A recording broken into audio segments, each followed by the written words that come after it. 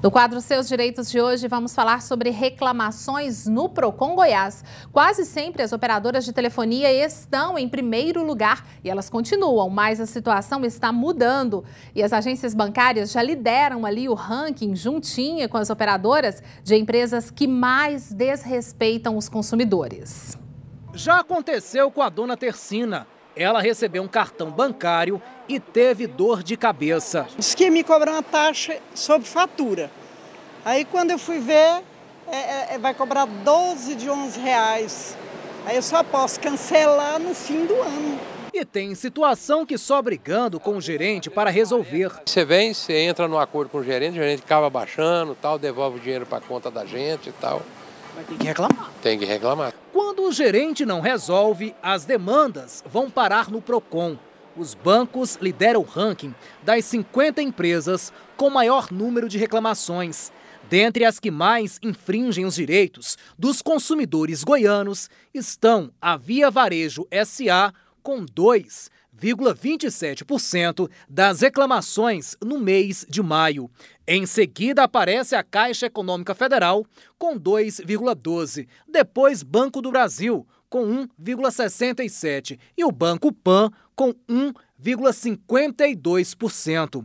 O índice foi criado justamente para dar conhecimento ao consumidor sobre as empresas mais reclamadas. Com a divulgação dos números, o Procon quer realmente que os bancos melhorem o serviço junto aos consumidores e ainda também resgatem a credibilidade com os clientes. Mas quais os casos vão parar no Procon? A gente vai saber sobre isso agora e também orientações aos consumidores com o Everton Mascarenhas, que é assessor jurídico do Procon Goiás. Oi, Everton, boa tarde, tudo bem? Boa tarde. Everton, o que acontece que esses bancos estão aí praticamente empatando com as operadoras que reclamações?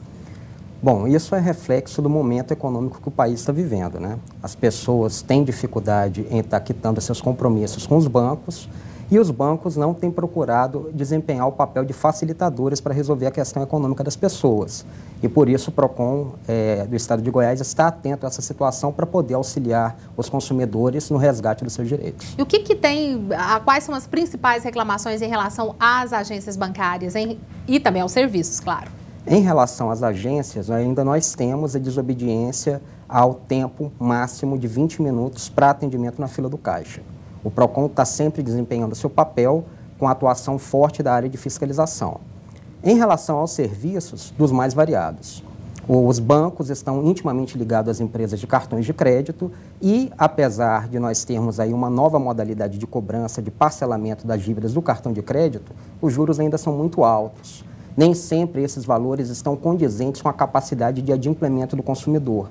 E o consumidor tem sempre que estar procurando um órgão de proteção ao consumidor para ter a ajuda nessa situação. É aquela ajuda mesmo de intermediar ali a negociação com o gerente? A gente até ouviu falar aí sobre brigar com o gerente, né?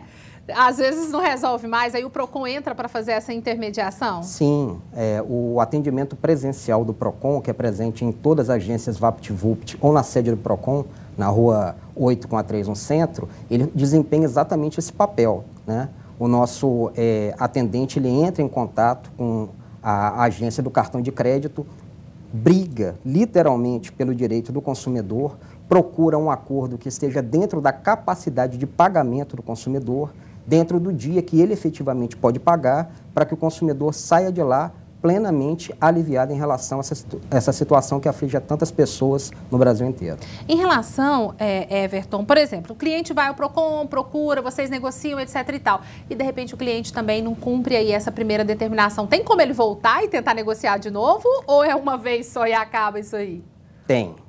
Muito embora a gente sempre recomende, no momento de estar fechando o acordo, que o cliente, o consumidor, faça-o na medida da sua possibilidade, para que não tenha quebra de acordo.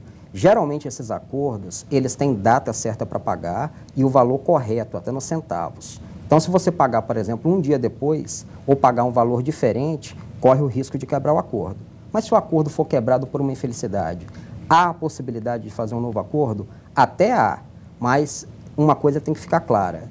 Toda vez que eu estou inadimplente, eu entro na órbita jurídica de direito do fornecedor.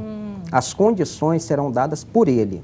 Portanto, vamos ficar atentos. É bom ficar de olho, né? Tomar cuidado. Se negociou, vamos tentar cumprir. Exatamente. Outra coisa, o cliente, às vezes, a gente tem aí vivido situações de que tudo é pelo telefone ou caixa eletrônico.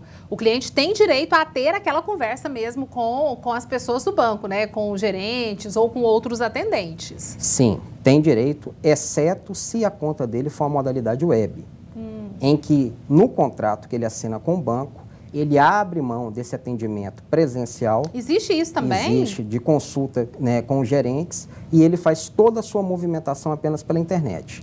Se ele não tiver esse tipo de acordo firmado com o banco, então ele tem direito, sim, a ir ao banco, a conversar com uma pessoa que lhe dê as orientações necessárias para que ele possa, então, entender como é que se dá a prestação de serviço que está sendo oferecida. O que está acontecendo ali, né? Exato. Explica mais pra gente, Everton, isso aí, porque nem eu também não sabia que existia isso aí. É na hora que você assina o contrato, que você abre a conta? Geralmente, os bancos, eles analisam o perfil do cliente. Ele verifica, por exemplo, se o cliente foi poucas vezes à agência num período de tempo. Ele verifica qual que é o acesso que o cliente faz dessa conta. Então, por exemplo, vou dar o meu exemplo. Eu tenho uma conta há 10 anos num determinado banco.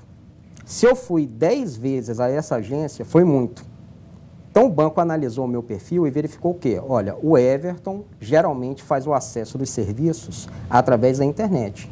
Vamos oferecer a ele uma conta onde ele vai ter tarifas mais baixas, mas ele vai dispensar o serviço do gerente. Tudo ele vai resolver pela internet, ou então pelo 0800. Aí fica a critério do cliente estar analisando se isso vale a pena ou não. Eu não posso ditar para você se isso é a melhor forma do serviço ser prestado. Isso quem tem que decidir é o cliente. Mas uma vez assinado, aí ele passa a deixar de ter direito de uma consultoria pessoal do gerente da agência e faz isso apenas pelo telefone. Olha, meu Deus, as modernidades, né? Olha aí como é que estão as coisas. Em relação à questão das filas, ainda é muito problema? Está melhorando, num ritmo que ainda não é o ideal, né? Afinal de contas, ninguém quer perder tempo numa agência bancária parando ali 30, 40 minutos para efetuar o pagamento de uma conta, né? A gente sabe que no Poder Judiciário, eventualmente as pessoas podem estar pleiteando um dano moral por causa desse tipo de situação, mas efetivamente reclamem no PROCON. Façam a denúncia através do 151. Façam a denúncia através do canal do nosso atendimento virtual, que é o PROCON Web, porque nós receberemos essa denúncia, enviaremos a nossa equipe de fiscalização e ela, autuando o banco, se constatar, abre um procedimento administrativo aplicando a lei municipal que é vigente aqui em Goiânia. E só assim é possível mudar uma situação, né, Everton? Só reclamando. Só dessa forma, com a reclamação. Com Everton, certeza. muito obrigada pela presença aqui, por essas dicas aí, sempre lembrando o pessoal sobre os direitos que todos nós temos. Eu que agradeço, é sempre um prazer. Obrigada. Eu conversei agora com o Everton Mascarenhas, ele que é assessor jurídico do PROCON Goiás.